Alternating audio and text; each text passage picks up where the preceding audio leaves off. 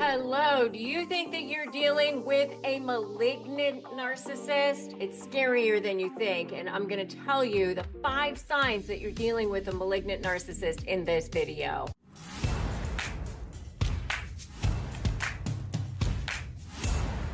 Hi, everyone, and welcome back to my channel. I'm Rebecca Zung, a globally recognized negotiations and high conflict communications expert and attorney. And I'm also the author of Slay the Bully, How to Negotiate with a Narcissist and Win. If you're new here, make sure to hit subscribe so that you never miss out on any of my tips and strategies for dealing with high conflict personalities. And for those returning, welcome back. I'm so glad that you are here. Today, we are diving into something truly disturbing. This is honestly a bit scary. Malignant narcissists are just the worst, honestly, the worst, especially if you're trying to litigate with them, negotiate with them, communicate with them. Not all narcissists are the same. This is something that I had to learn myself, truly. And malignant narcissists really take it to a whole new level. If you're dealing with someone like this, they're not only manipulative and self-centered, but downright dangerous because there's an overlay of a sociopathic personality to them. So they don't just not have empathy. They really are people who want to go after people, who want to see people in pain, see people suffer. And we're going to be talking about the 5 major signs and why it's so important to recognize them. And then I'll give you some tips and tricks for dealing with them at the end of this video. So make sure you stay tuned for that. So number 1 is they enjoy seeing people suffer. There really is a sadistic part of their personality. And it's maybe one of the most disturbing signs of a malignant narcissist is that they really, really enjoy that. Unlike regular narcissists, garden variety ones, who just crave admiration and control, they have this streak in them where they actually want to see people in pain. They don't just want to win, they want to see you lose, and they want to see you continue to be under their purview of control so they can continue to make you suffer because they enjoy that. They take pleasure in watching you squirm or feel humiliated. This shows up in a number of different ways, like gloating over your mistakes, or in overt ways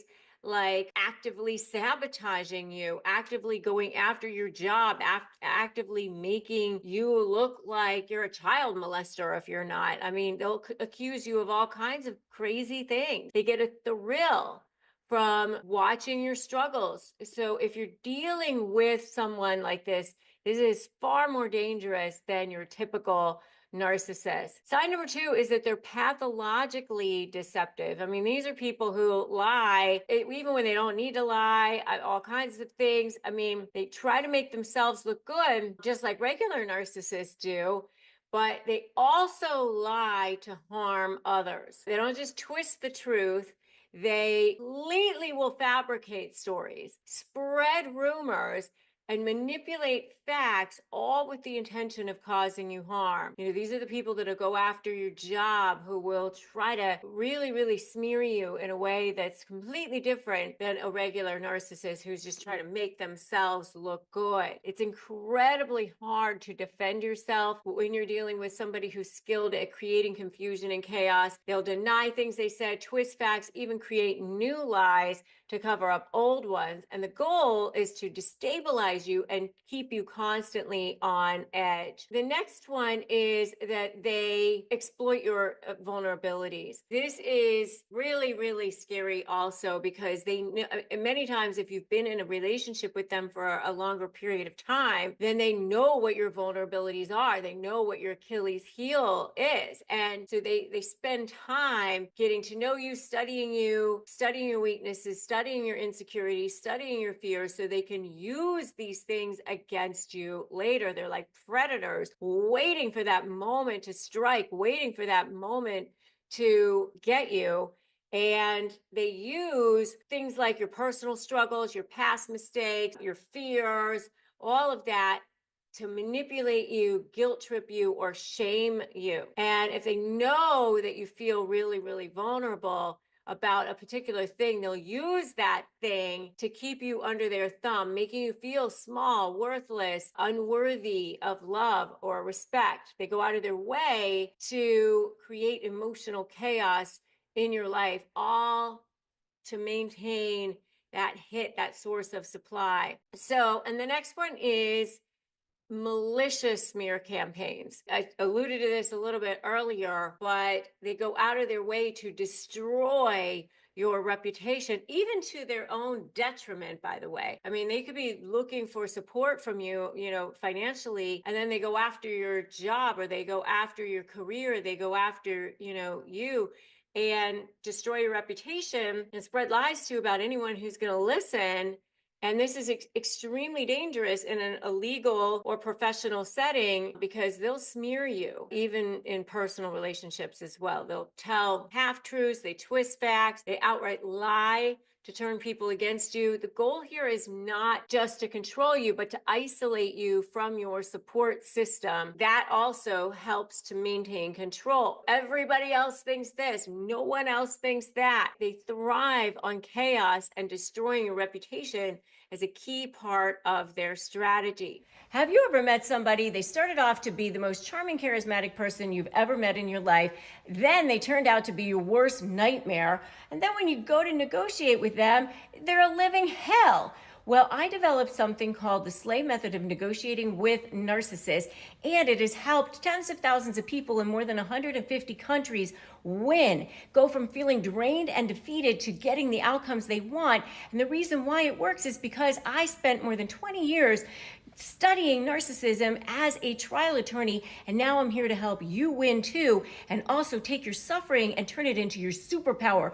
Take your pain and turn it into profit, peace, and purpose as a highly specialized high conflict negotiation coach. If you want to learn how to do it, then just go to RebeccaZung.com/apply, and I will show you how. Finally, before I get into some empowering tips for dealing with this malignant narcissist, the fifth sign is a dangerous desire for revenge. They will stop at nothing. These are the people that will stalk you. They will threaten physical violence. They may even engage in physical violence. It's not just about getting even, it's about destroying you. And if you stand up to them and challenge them in any way, be prepared for them to try to ruin you, because they want to take you down before you can take them down. They retaliate by spreading lies, sabotaging you, your career. It causes a tremendous amount of emotional turmoil, and their vindictive nature means they will never acknowledge you, never see your side, never forgive, never forget.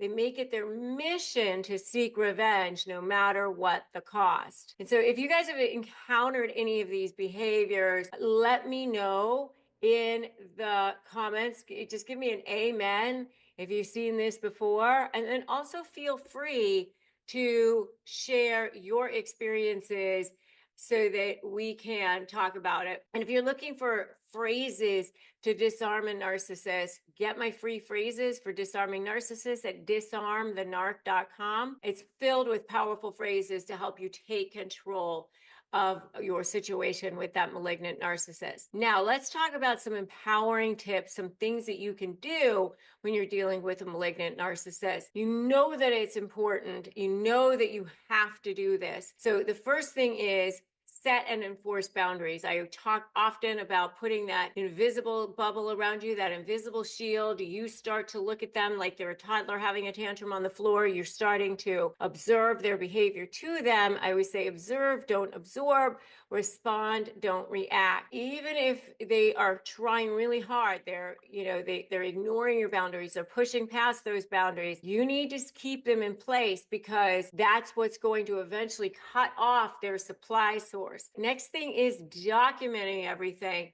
Malignant narcissists are skilled manipulators and liars, but they leave a trail. There's a trail of breadcrumbs behind them. So you can use that documentation eventually against them. That becomes your leverage, right? Next is limit the contact. Brief contact. Avoid direct interaction as much as possible. Use apps for communicating, or one form of communication. Have it be something where it has a time and date stamp. It can't be manipulated. Like email is really good, because you want to make sure that everything is documented, and you're just limiting your contact as much as possible. Next is get support. Do not do this alone. If you're going to try to do this alone, you're going to end up feeling very afraid, like no one else understands. So join my free private Facebook group, Narcissist Negotiators with Rebecca Zung, or find a support group, find a therapist, get a community. You know, in my high conflict negotiation certification program, I have an incredible community. Make sure that you are doing what you need to do to have a community. Next one is focusing on your goals.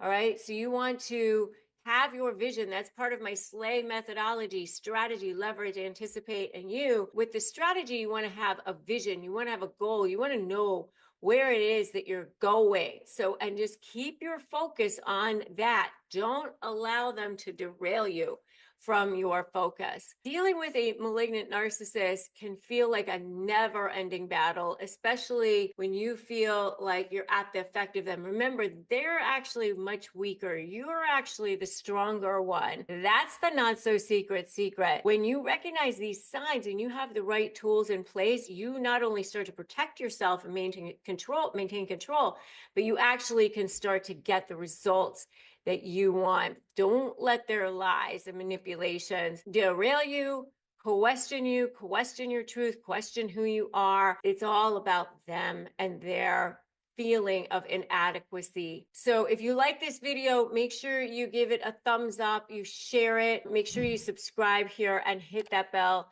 so that you can get more strategies on dealing with high conflict personalities. Creating great retail experiences is tough and challenging, especially when managing multiple stores, teams, and workflows. But with Shopify Point of Sale, you can handle everything effortlessly. Shopify's POS system acts as a unified command center for your retail business, integrating in-store and online operations across 1,000 countries. I even use it for shop.rebeccazung.com. It guarantees convenience for your customers, offering endless aisle, ship to customer, and buy online, pickup in store options, empowering staff to close every sale seamlessly. Customer retention, especially in today's market, is key.